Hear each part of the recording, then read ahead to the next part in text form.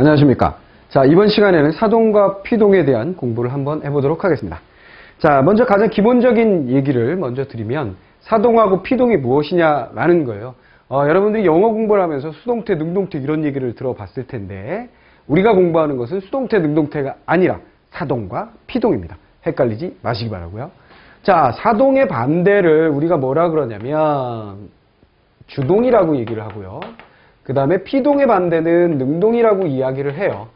근데 뭐 이거를 여러분들이 알아야 하느냐? 이건 별 상관이 없습니다.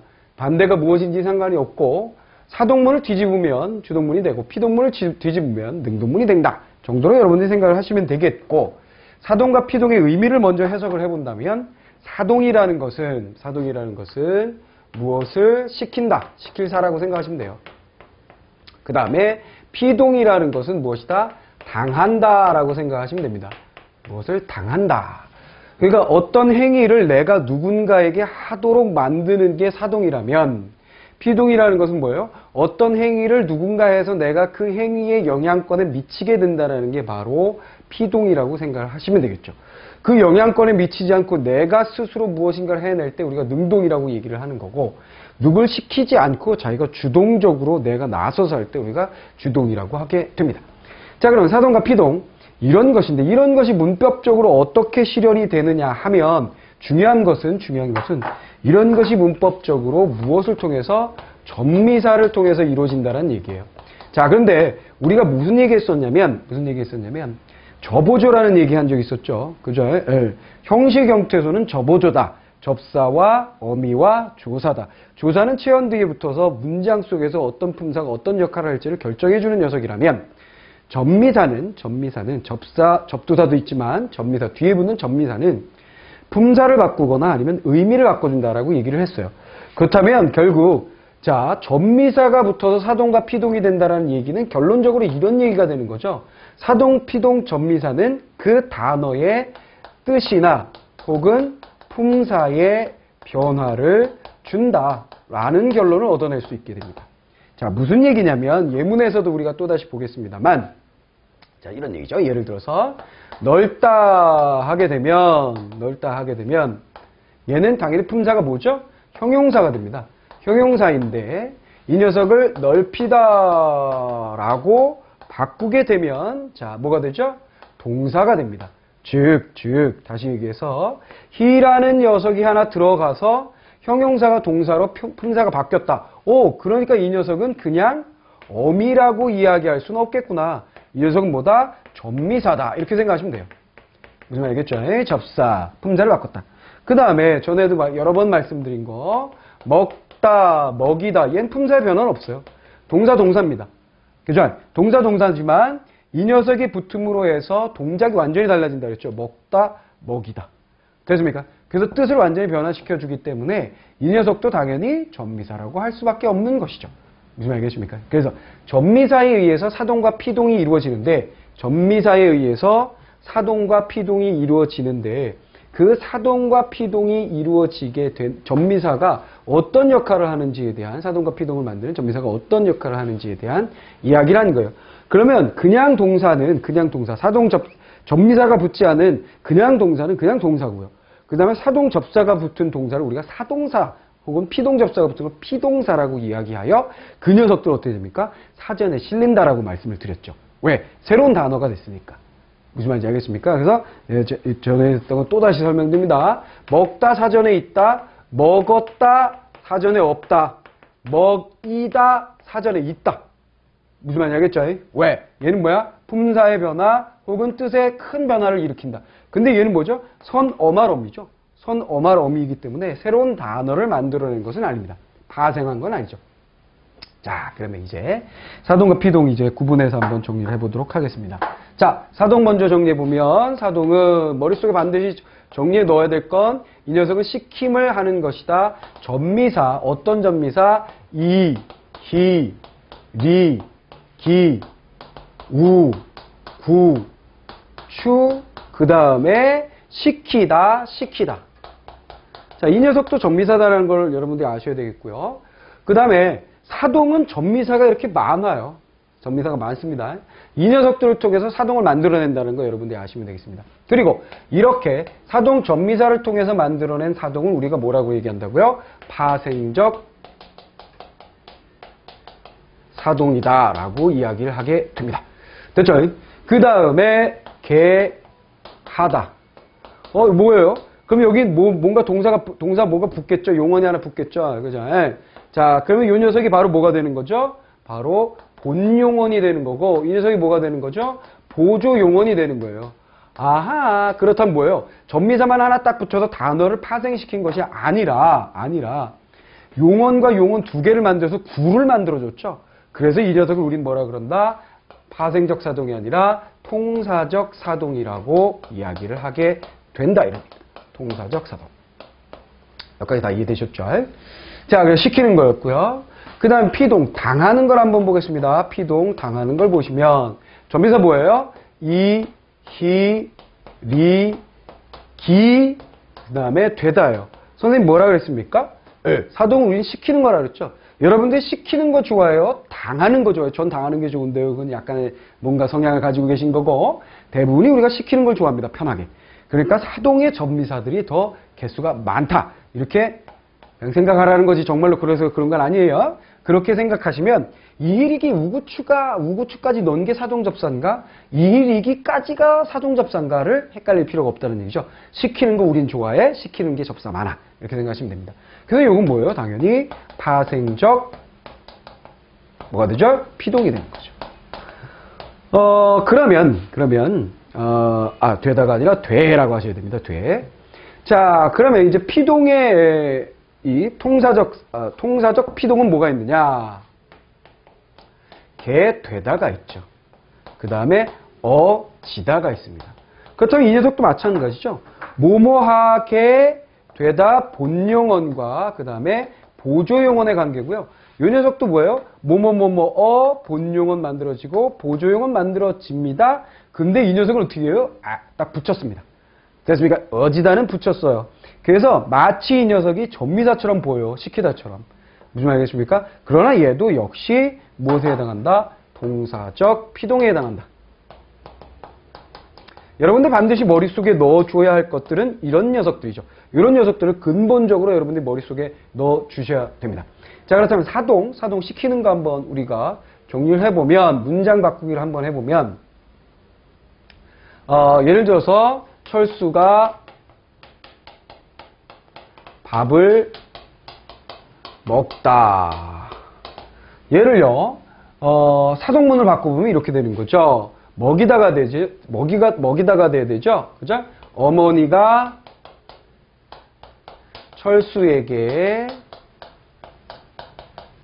밥을 먹이다. 이렇게 됩니다. 그렇다면 여기는 무엇이 들어갔죠? 먹다, 먹이다의 차이는 전미사 하나 들어갔으니까 얘는 뭐예요? 그냥 동사라면, 동사가 서술어 쓰인 거라면 얘는 뭐예요? 사동사가 되는 거다. 이런 얘기죠. 선생님, 여기 이 있고요. 여기 이 있고요. 그러네요.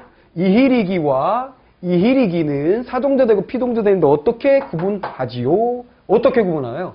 먹게 하다냐, 먹게 되다냐를 넣어보시면 돼요. 그렇죠? 그러니까 사동과 피동을 구분하는 방법. 어머니가 철수에게 밥을 먹게 하다. 사동이네. 어머니가 철수에게 밥을 먹게 되다. 아니네. 그럼 얘는 사동이다라는 걸 알 수가 있게 되는 거고, 또 한 가지는 여기에 이렇게 목적어가 있게 됩니다. 그러니까 이 녀석도 타동사, 이 녀석도 타동사죠. 무슨 말인지 알겠죠? 그 다음에 문장 성분의 변화를 보시면 철수가 주어가 뭐로 바뀌었죠? 부사어로 바뀌었죠? 됐죠? 밥을 목적어는 그대로 목적어로 넘어가고 있고요. 서술어는 그대로 서술어고 새로운 주어가 등장하게 됐다는 게 두드러진 하나의 특징입니다. 됐죠? 자, 그럼 이번에는 이제 피동의 문장을 한번 바꾸는 걸 해보도록 하겠습니다. 자, 피동 문장 한번 바꿔볼게요.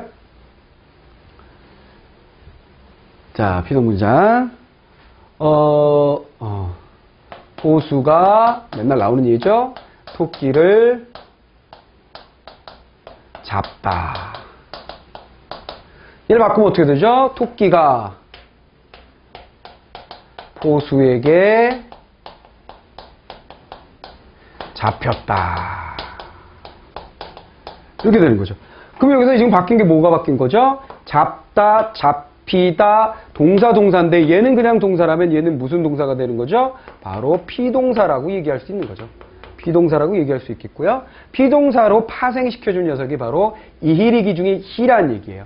아니 선생님, 이히리기, 얘는 그럼 사동인지 피동인지 어떻게 구분하나요? 해보세요. 토끼가 포수에게 잡히게 되었다. 토끼가 포수에게 잡게 되었다. 그 다음에 뭐예요? 잡게 하다. 토끼가 포수에게 잡게 하다. 잡히게 되었다가 더 자연스럽게 이루어지고 있죠. 그죠? 그 다음에 이 녀석은 뭐예요? 목적어가 없어요. 무슨 말 알겠습니까? 목적어가 없어요. 그래서 목적어가 없는, 즉 앞에서 뭐라고 했습니까? 타동사가 된다라고 그랬죠? 근데 이 녀석은 뭐예요? 타동사인데 여기로 이렇게 넘어오면서 뭐가 되죠? 자동사가 됩니다. 그죠? 그래서 목적어가 없으면 그 녀석은 자연스럽게 피동이구나라고 생각을 할 수가 있습니다. 그 다음 포수가 주어가 뭐로 바뀌었죠? 부사어로 바뀌었고요. 그죠? 토끼를 주어가 목적어가 뭐로 바뀌었습니까? 목적어가 주어로 바뀌었죠. 새로운 주어가 등장한 것이 아니라 이렇게 목적어가 주어로, 그 다음에 주어가 부사어로 자리 바꿈을 하게 됩니다. 자, 근데 조금 전에 뭐를 말씀드렸냐면 목적어가 없으면 피동일 경우다라고 말씀을 드렸는데 아닌 경우도 있어요. 예를 들어서 토끼가 포수에게 귀를 잡히다.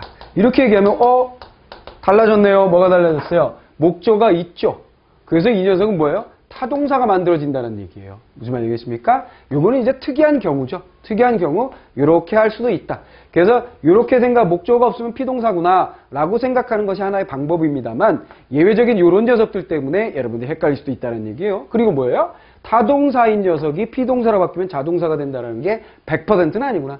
그래서 선생님이 문법 설명하면서 항상 여러분들에게 뭐 한다고 그랬어요? 거짓말한다고 그랬죠? 얘도 거짓말이 되는 거예요. 한번 거짓말하고 사실을 제가 실토를 하고 있는 거죠. 자, 이렇게 하면 이제 여러분들에게 사동과 피동의 표현이, 사동, 피동 표현에 대한 설명이 모두 끝났다라고 볼 수가 있습니다. 됐죠? 자, 그러면 교재는 뭐가 그렇게 많아요? 뭐가 많아요? 여러분들 스스로 읽고 이해할 수 있도록 세부적인 설명과 그 다음에 가능한 모든 예문을 들고 있다라고 보시면 되겠습니다. 사동문 만들기, 이히리기 구추, 넓힌다 나왔죠? 그죠? 넓힌다. 넓다 형용사가 동사로 바뀐 예를 볼 수 있었어요. 그죠? 그 다음에 차다, 채웠다. 이건 뭐예요? 자동사가 타동사로 바뀐다 그랬습니다. 물이 유리잔에 가득 찼다. 그죠? 그러면 선생님, 아까 사동문에서는 뭐예요? 타동사가 되더니 얘는 자동사. 그렇죠. 모든 하나의 예가 전부를 설명할 수는 없는 거예요. 그렇죠? 그래서 이렇게 여러분들의 교재에 있는 제가 다양한 예를 들고 있습니다. 자, 그 다음에 옷을 입는다, 옷을 입힌다 보시면 타동사가 사동의 의미만을 갖게 되지, 뭐 타동사니까 당연히 타동사가 타동사로 되니까. 그죠? 자, 그런 얘기고요. 그 다음에 정지했다가 정지시키다. 자동사가 타동사로 바뀐 예를 여러분들이 볼 수가 있습니다. 그래서 이런 것은 암기하는 것이 아니라 여러분들이 이렇게 제가 복잡하게 써놓은 것 같지만 굉장히 단순하고 앞에서 우리가 했었던 문장 성분하고 굉장히 밀접한 품사 문장 성분 얘하고 밀접한 연관을 가지고 있는 거기 때문에 딱 보기에는 뭐야 뭐 이렇게 많아 이렇게 생각할 수 있습니다만 읽어보시면 별것 아닌 얘기들이에요. 모두 다. 알겠죠? 그렇게 해서 정리해 주시고 차가 정지했다를 뭐예요? 개하다. 이건 뭐 한 거죠? 통사적 사동을 만든 녀석입니다. 자, 그 다음에 일으키다, 돌이키다, 익히, 윽히 이 녀석들도 전미사예요. 국어사전, 표준 국어사 대사전에서 찾아보시면 익히, 윽히를 뭐라고 설명했냐면 사동을 나타내는 전미사라고 되어 있습니다. 그러나 학교 문법에서는 아까 얘기했던 것처럼 이리기, 우구추, 시키다만을 우리가 접사로, 사동 접사로 언급하고 있다라는 거고요. 그 다음에 일을 시키다, 음식 시키다 같은 경우에는 이건 그냥 독자적으로 뜻을 가진 하나의 단어입니다. 무슨 말이겠죠? 예. 그러니까 여기서 얘기하는 전미사가 아니에요. 그죠? 음식 시키다라는 건 독립적인 하나의 동사로서의 의미를 가지고 있다라는 얘기고요. 그 다음에 파생적 사동과 통사적 사동의 의미에 대해서 한번 정리를 해볼게요. 파생적 사동하고 통사적 사동의 의미가 다르다는 얘기예요. 무슨 얘기냐? 보세요. 어머니가 아이에게 옷을 입혔다. 어머니가 아이에게 옷을 입게 하였다라고 되어 있죠. 조금 전에 철수가 밥을 먹다. 어머니가 철수에게 밥을 먹였다. 먹게 하였다. 나눌 수가 있죠. 그럼 먹게 하였다 같은 경우에는 무슨 사동 만든다고요? 무슨 사동? 네. 간접사동 만든다는 얘기죠. 근데 먹였다라고 얘기가 되면 직접사동도 될 수 있어요. 무슨 말 알겠습니까? 그러니까 직접사동하고 간접사동을 구분을 잘 하셔야 되는데 자, 이렇게 보시면 돼요. 자, 직접사동. 어떤 행위가 있으면 그 행위를 진짜 하는 행위자가 있어요. 행위자가 있습니다. 그 행위자가 결과적으로 그걸 해요. 언제나. 그죠? 결과적으로 그걸 하는데 이 행위자에게 명령자가 있다라고 생각하시면 됩니다. 명령자가 있다. 이렇게 생각하시면 돼요. 알겠습니까? 근데 명령자가 단순히 말만 툭 던져. 야, 너 그거 해. 그러면 이걸 뭐라 그런다? 간접사동이라고 그럽니다. 즉, 내가 시키긴 시키지만 간접적으로 영향을 미칠 뿐이지 직접 뭘 하진 않는다는 얘기예요. 근데 명령자가 이렇게 시키는 것이 아니라 이 안으로 쑥 들어와서 얘 손을 잡고 같이 해주는 형태. 무슨 말 알겠습니까? 무슨 말 알겠어요? 그러니까 먹이다, 먹게 하였다라고 얘기했을 때는 명령자가 이렇게 떨어져요. 거리가 떨어져서 밖으로 나오면서 거리가 떨어져서 명령자가 간접사동, 야 먹어 해놓고 보고 있다라고 생각하시면 되겠고, 그 다음에 먹이다 같은 경우에는 그렇게 보고 있는 간접사동도 되지만 안으로 뛰어드는 직접사동도 될 수 있다는 얘기예요. 어떻게? 먹는데 숟가락을 들고서 야 이거 먹어봐. 이거 맛있네. 아이고 맛있네. 아이고 잘 먹는다 우리 애기. 근데 실제 먹는 건 누가 먹는 거예요? 행위자가 먹는 건 틀림이 없어요. 뱃속에 들어가는 건 행위자예요. 무슨 말 알겠습니까? 근데 직접사동은 그 행위에 참여하는 거고 간접사동은 거리를 두고 바라본다라고 생각하시면 됩니다. 입다, 입게 하다도 마찬가지죠. 그죠? 입히다 그러면 거리를 두고서 야 입어 해놓고서 그 사람이 입는 것을 보는 것일 수도 있겠고요. 아니면 야 손 꺼내 쏙 아이고 그래 이쁘다 아이고 이쁘네 이렇게 입히는 것을 볼 수도 있다는 얘기죠. 그러나 입게 하다 같은 경우에는 간접 사동만 된다는 얘기입니다. 무슨 말이겠죠? 예. 자 그래서 입게 하다 통사적 사동은 요거만 되고 그죠? 그 다음 뭐예요? 파생적 사동은 직접 사동도 되고 간접 사동도 된다. 무슨 말이겠죠? 물론 예외적인 경우도 있습니다. 예외적인 경우에 대해서는 문제풀이를 하면서 제가 한번 또 말씀을 드리겠고요. 자, 사동 표현에 주의할 것들이 있습니다. 사동접사가 붙는 경우와 시키다를 오용하는 경우, 그 다음에 사동의 오용, 그 다음에 주의할 몇 개의 단어들. 그래서 한 5가지 정도로 제가 정리를 해놨는데요. 이중사동, 이중피동은 굉장히 중요해요. 이중피동을 하지 말라고. 무슨 말이겠습니까? 이중피동 문제 굉장히 많이 나옵니다. 근데 이 녀석을 이중피동하고 똑같이 생각하시면 안 돼요. 그러니까 자다에다가 이우해서 자다라는 동사에다가 이렇게 되는 거죠. 그러면 얘는 뭐예요? 2개가 붙었다는 얘기예요. 접사가. 무슨 말이겠습니까? 그래서 재우다 이렇게 쓴다는 얘기죠. 그러면 얘를요 2개 안 쓰면 재다라든가 그죠? 자우다라든가 라고 써야 된다는 얘기잖아요. 그렇죠? 어색하죠? 이게 맞습니다. 그죠? 이중 사동은 이런 식으로 가능한 단어들이 있습니다. 차다에 차우다, 서다에 세우다, 뜨다에 띄우다, 타다에 태우다 등입니다. 그래서 얘는 이중사동이니까 잘못 쓴 거네 라고 생각하시면 안 되겠고요. 그 다음에 시키다. 오용하는 경우가 있어요. 자, 그래서 소개시키다 아닙니다. 소개하다. 그러니까 좋은 사람 있으면 나한테 소개시켜줘 라고 얘기를 하면 자, 내가 화자가 있어요. 화자가 여기 있고 청자가 여기 있어요. 그리고 좋은 사람 있으면 나한테 소개시켜줘. 그러면 청자가 알았어 해놓고 여기 좋은 사람은 얘한테 이렇게 소개하려고 그래요. 근데 소개시켜줘 그랬으니까 누 제3자를 또 데려와야 돼요. 제3자를 데려와서 자, 다시 이쪽에 좀 여러분들이 잘 보이게 자 화자가 있고 청자가 있다. 그러면 여기 좋은 사람이 있어요. 좋은 사람이 여기 있어요. 좋은 사람. 그럼 나 좋은 사람 좀 소개해줘. 소개시켜줘. 이렇게 얘기가 되면 청자가 얘한테 소개하고 싶거든요. 근데 시켜줘 그랬으니까 요걸 고지고대로 들으면 청자는 누굴 시켜야 되죠. 무엇을 시키죠? 소개하는 것을 시켜야 되니까 제3자가 있어. 야, 너 얘한테 A야. 얘를 얘한테 소개하렴. 이렇게 되거든요. 말도 안 되는 소리예요. 무슨 말이겠습니까? 그래서 소개해줘만 하셔도 된다는 얘기죠. 소개시켜줘는 틀린 말입니다. 개선시키다, 관철시키다, 야기시키다, 교육시키다, 설치시키다, 지연시키다, 금지시키다 다 틀렸어요. 그죠? 다 틀렸죠. 그냥 금지하다 그러면 돼요. 금지하다. 자, 이걸 비교해 보시면 돼요. 교육시키다. 하다를 붙여보면 돼요. 교육하다. 아무 문제 없는데? 무슨 말이겠어요? 근데 공부시키다. 공부하다. 얘를 비교해 보세요. 공부시키다가 공부하다로 바뀌니까 완전히 뜻이 달라지죠. 그 경우에는 시키다가 필요한 거예요. 무슨 말이겠습니까? 교육시키다, 교육하다, 시키다 안 써도 되는데, 그럼 이거 쓸데없는 표현이군. 이렇게 하시면 되는 거죠. 됐습니다. 자, 그 다음에 사동의 오형 보겠습니다. 네, 정말 유명한 녀석이죠. 설레임. 그죠? 자, 설레임. 맞아요, 틀려. 아니라고 했죠. 설렘이라고 그랬습니다. 무슨 말이겠어요? 쓸데없이 사동접자를 붙인 겁니다. 그죠? 그래서 설레다, 치러야, 잠거라, 담궜다, 놀랬다, 그 다음에 내비쳤다, 되뇌었다, 들려서 이런 것들 전부 다 틀렸습니다. 그죠? 그래서 이런 것들을 여러분들이 틀리지 않도록 주의를 하셔야 되겠고요. 자, 그 다음에 비추다, 비치다 같은 경우에는 비추다 같은 경우는 얼굴 비추다 해서 타동사고요. 비치다 같은 경우에는 달빛이 비치다 그래서 자동사에 쓰는 겁니다. 비추다와 비치다. 비추다는 무엇을 무엇에게 비추다. 무슨 말이겠죠? 무엇이 비치다라는 것은 어떤 것이 이렇게 빛을 나에게 쏘고 있다. 이렇게 보시면 되겠고요. 자, 그 다음에 파생적 사동과 통사적 사동의 의미 봤고요. 제가 페이지로 잠깐 가버렸네요. 죄송합니다. 자, 그 다음에 세 번째, 다음의 경우를 주의한다. 네 번째, 다음의 경우를 주의한다 그랬어요. 나는 그녀를 꼬셨다. 이거 많이 써요. 한번 꼬셔볼까? 꼬셨다. 그러는데, 꼬였다, 꿰었다로 바꾸셔야 됩니다. 알겠습니까? 네. 그 다음에, 헤일 수 없는, 아니죠. 셀 수 없는, 헤아릴 수 없는. 그 다음에, 요거 많이 헷갈려요. 바람을 피우다. 그죠?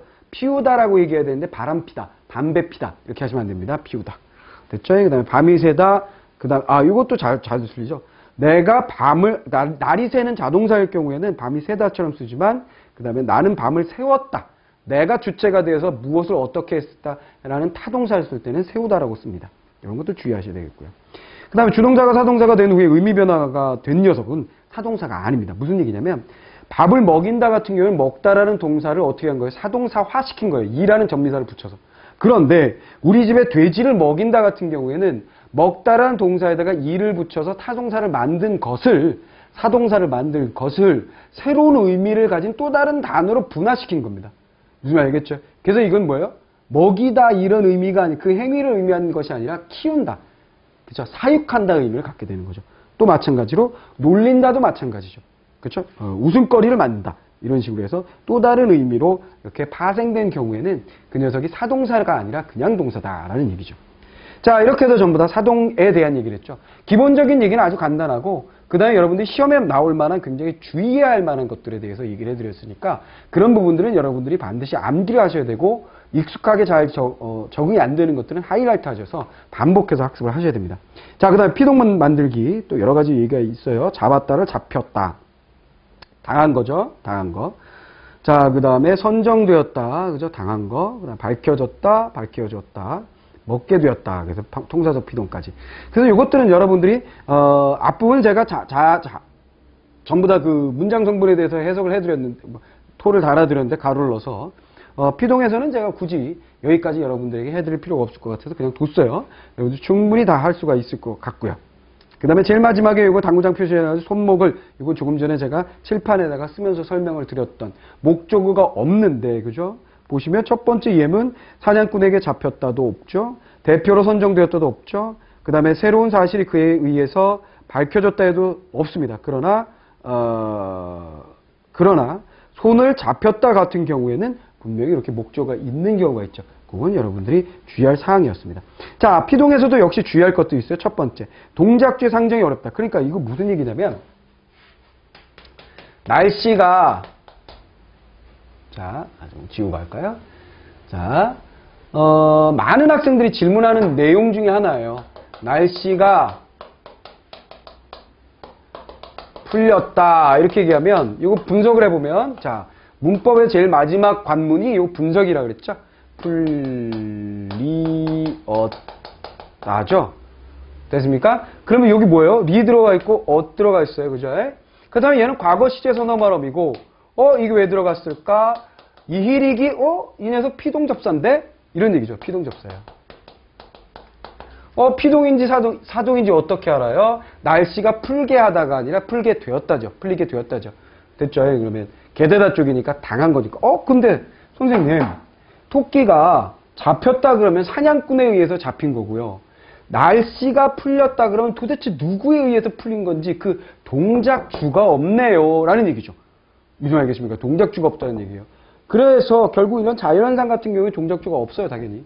무슨 말이겠습니까? 그래서 이거는 피동 아닌 거 아니에요? 라고 하지 마시고 분명히 여기에는 피동 접사가 들어있기 때문에 날씨는 지 스스로 한 것이 아니라 어떤 자연적인 힘에 의해서 이것을 당함에 관계에 있음은 틀림이 없기 때문에 피동이라고 하셔야 된다는 얘기고요.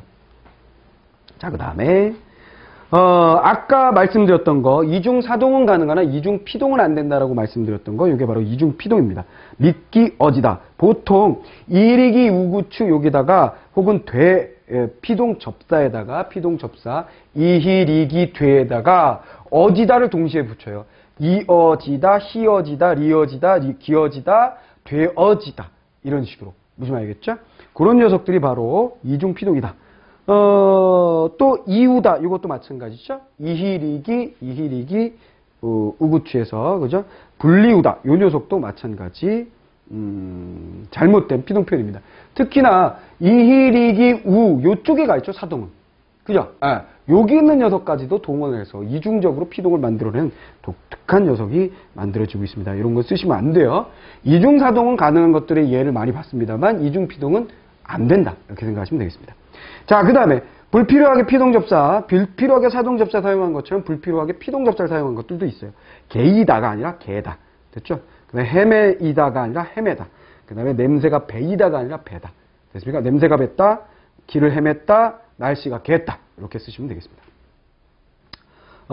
그 다음에 접사 이와 희의 혼동. 이건 뭐예요? 희를 넣어야 될지 이를 넣어야 될지 헷갈리는 녀석이 있다는 얘기죠. 높이다, 덮이다, 뒤덮이다 주의하세요. 피읍 뒤에는 희가 들어가지 않습니다. 됐습니까? 네, 어색합니다. 피읍, 시읍 발음이 어색합니다. 전부 다 이가 들어갑니다. 뽑히다, 넓히다, 맺히다 같은 경우에는 전부 다 희가 쓰이고 있죠. 됐습니까? 자, 그런 식으로 보시면 되겠고요. 이거 왜 주의하라 그러냐면 왜 이걸 제가 주의하라 그랬냐면 뽑히다 같은 경우 한번 보세요. 얘가 뭐예요? 축약이 돼서 피다로 발음이 되죠. 그죠? 그러다 보니까 피읍이 있는데 그럼 이가 써야 되겠는데 이를 써야 되겠는데 이렇게 생각하기 쉬우니까 제가 주의하라고 넣어드린 거라고 보시면 되겠고요. 그 다음에 주의할 단어가 나왔어요. 이거 진짜 헷갈립니다. 그죠? 헷갈리는 단어이기 때문에 제가 여기다 넣어놨습니다. 박이다. 알겠어요? 그러니까 버릇이나 생각이나 태도나 굳은 살 이건 박이는 거예요. 알겠습니까? 그런데 어디에 틀어박혀 있는 거, 그죠?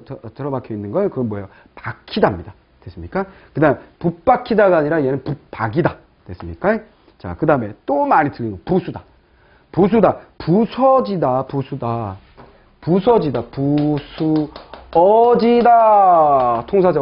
통사적 피동을 만들 때, 부수어지다. 그래서 얘를 줄여서 부서지다 이렇게 쓰고 싶은데, 부서지다입니다. 부서지다. 됐습니까? 그 이유는 밑에 나왔어요. 그죠? 부수다에서 왔어요. 얘가 부수다에서 오면서 역사적인 전통에 의해서 이렇게 만들어진 겁니다. 그렇기 때문에 얘는 반드시 여러분들이 암기하셔야 됩니다. 뜨리다, 트리다는 전미사 할 때 얘기했었죠. 둘 다 표준어로서 사용하고 있는 거니까 뜨리다를 하든지 트리다를 하든지 상관이 없습니다. 그래서 부수다, 부서지다, 부서뜨리다. 됐죠? 근데 당연히 과거 시제 선어말 어미하게 되면 부섰다가 되는 거죠. 부섰다. 그죠? 네. 자, 그렇게 보시면 되겠습니다. 그 다음에 부숴버렸다 같은 경우에는 보조적 연결 어미가 붙어서 그렇게 된 거지. 요게 아니에요. 이거 아닙니다. 어지에 그게 들어간 게 아니에요. 됐죠? 자, 그런 식으로 여러분들이 정리를 하시면 되겠습니다. 그래서 부수다하고 부서지다. 이거 주의를 해야 될 녀석들이죠. 자, 이렇게 해서 피동과 사동에 대해서 정리해 봤는데 그 문법적인 내용은 굉장히 단순해요. 근데 여러분들이 지금 복잡하게 느껴지는 부분이 뭐냐면 복잡하게 느껴지는 부분들은 얘네들을 잘못 적용한 녀석이라든가 혹은 잘못 적용했다라고 생각하기 쉬운 녀석 이런 녀석들 그런 녀석들에 대해서 여러분들 포인트를 잡고 정리 노트를 만드시고 하이라이트 하시고 반복 학습하셔서 문제 나오면 절대로 틀리지 않도록 해주시면 되겠습니다. 자, 그럼 바로 이어서 여러분들을 정리 노트 만드신 후에 저와 같이 문제풀이 해보시면 되겠습니다.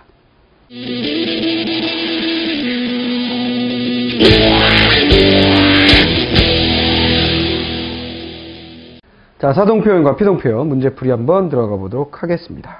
자, 1번부터 보죠. 사동표현에 대한 설명으로 적절하지 않은 것을 찾아라 그랬어요.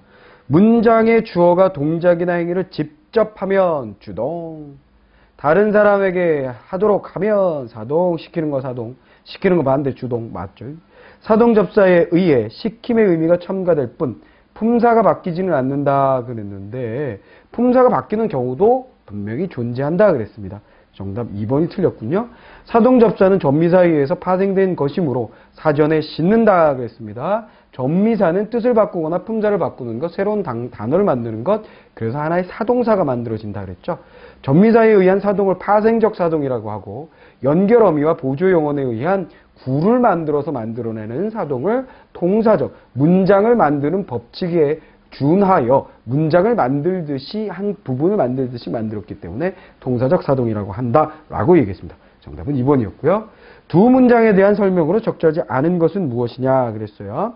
선생님께서 철수에게 책을 읽히셨다.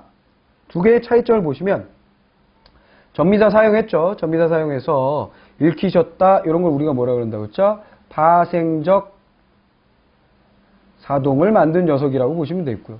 읽게 하다. 이건 뭐예요? 구를 만들었죠. 본용과 보조용어를 만들었습니다. 통사적 사동이다. 이렇게 보시면 됩니다. 됐죠? 그러면 기억 문장은 파생적 사동이기 읽음의 주체가 둘로 해석될 수 있다. 읽는 건 무조건 철수가 읽는 거예요. 그 철수가 읽는 것에 대해서 선생님이 시키는 거죠. 근데 파생적 사동은 일반적으로 뭐가 된다 그랬죠? 직접 사동과 간접 사동 모두 해석 가능하다 그랬고 통사적 사동은 간접 사동으로 해석이 된다라고 얘기를 했습니다. 근데 읽다라는 서술어의 경우에는요. 선생님이 참여해서 즉 직접 사동을 만들 수가 없죠, 거의. 그렇잖아요. 같이 읽는다라는 게 거의 뭐 좀 불가능해요. 그렇죠? 거의 불가능합니다. 자, 그래서 어쨌거나 1번은 틀렸고요. 그죠? 적절하지 않은 거. 그래서 정답이 이번에 1번이 정답이 됐고요. 통사적 사동이기에 간접 사동의 의미로 해석하게 된다. 그렇죠? 그렇죠? 얘는 간접 사동인 거 틀림이 없고요. 기억과 니은 모두 사동에 의해 서술어의 품사가 변하지 않는다 그랬어요. 읽다라는 품사는 동사고 읽히시다나 읽게 하다나 모두 다 동사입니다. 변하지 않죠? 맞는 얘기고요. 기억과 니은의 의미상의 차이는 크지 않다. 그렇죠? 얘가 두 개 이렇게 둘로 해석할 수 있는 거 하나로 해석할 수 있는 것이면 의미상의 차이가 좀 있을 텐데 이 경우는 그렇지가 않아요. 그래서 의미상의 차이가 크지 않다라는 결론을 끌어낼 수가 있겠습니다. 자, 3번. 밑줄 부분의 표현이 어색한 건 뭐냐 그랬어요. 어머니가 아기를 재운다, 세운다. 그럼 뭐예요? 자다에다가 플러스 이 플러스 우 플러스 다 재우다. 사동 두 개 들어간 겁니다. 그죠? 서다에다가 서, 이 플러스 우 플러스 다 해서 또 두 개 들어간 거죠. 그 다음에 시키다라는 것은 사동 접사가 들어간 거예요. 그죠? 근데 교육시키다. 그럼 바꿔보라 그랬어요. 교육하다. 의미에 별 차이가 없죠? 그죠? 시키다 안 쓰는 게 좋겠죠? 얘는 뭐예요? 공부하다와 공부시키다. 두 개의 의미가 차이가 있습니다. 그렇다면 정답은 3번이 되어야 되겠죠. 자, 4번. 문장의 밑줄 부분에 어색한 것은 무엇이냐 그랬어요. 설렌다, 설레인다 이렇게 하지 말라 그랬죠. 설렌다 라고 얘기하라고 그랬고요. 자, 그 다음에 가기 전에 대문을 잠그다 그랬죠. 잠그다. 잠그다에 명령 어미 아라를 붙이게 되면 잠예 없어지면서 의가 탈락하고 잠가라 이렇게 되겠죠. 됐습니까? 잠궈라는 쓸데없이 쓴 겁니다. 자, 그 다음에 담그다, 기본형 담그다. 자, 언제나 용언의 활용과 관련된 문제가 나올 때는 용언의 활용이나 접사와 관련된 문제가 나올 땐 기본형을 먼저 떠올리시기 바랍니다. 됐습니까? 여기다가 없애고 이렇게 하게 되면 없어지면서 담갔다만 하시면 되겠습니다.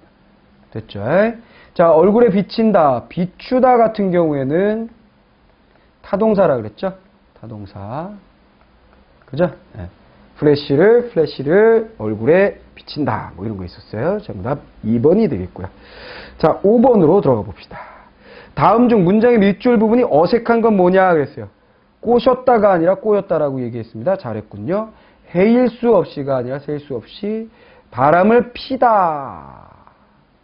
바람을 피우다. 뭐라 그랬습니까? 목적을 가지고 있다. 피우다라고 한다 그랬죠. 맞죠? 나는 시험 때문에 내가 밤을 어떻게 했습니까? 세웠다가 돼야 되죠. 됐습니까? 세다는 뭐예요? 날이 새다. 자동사로 쓸 때 날이 새다고 밤을 이렇게 타동사로 쓸 때는 세우다로 쓰게 된다 그랬습니다. 정답은 5번에 4번이 되겠고요. 자, 그 다음에 이제 6번 문제로 들어가 보겠습니다. 능동 표현에 대한 설명으로 옳지 않은가? 문장 동작이나 행위를 누가 하느냐에 따라 능동문과 피동문으로 나눈다. 그렇죠? 능동문과 피동문. 그 다음에 주어가 동작을 제 힘으로 하는 것을 능동이라고 하고, 그렇죠?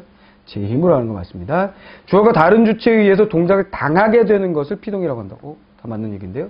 능동문이 피동문으로 바뀔 때는 능동문의 주어가 보통 생략된다 그랬는데 주어가 무엇으로 바뀐다 그랬죠? 목적어가 되는 거. 그렇죠? 됐습니까? 피동문으로 바뀔 때 토끼가 잡히다. 자, 예를 들어서 능동문이 피동문이니까 피동문이면 포수가 토끼를 잡다. 이렇게 되면 토끼가 포수에게 이렇게 되죠. 그럼 주어가 뭐로 갑니까? 제가 잘못 썼군요. 부사가 돼야 되겠네요. 됐죠?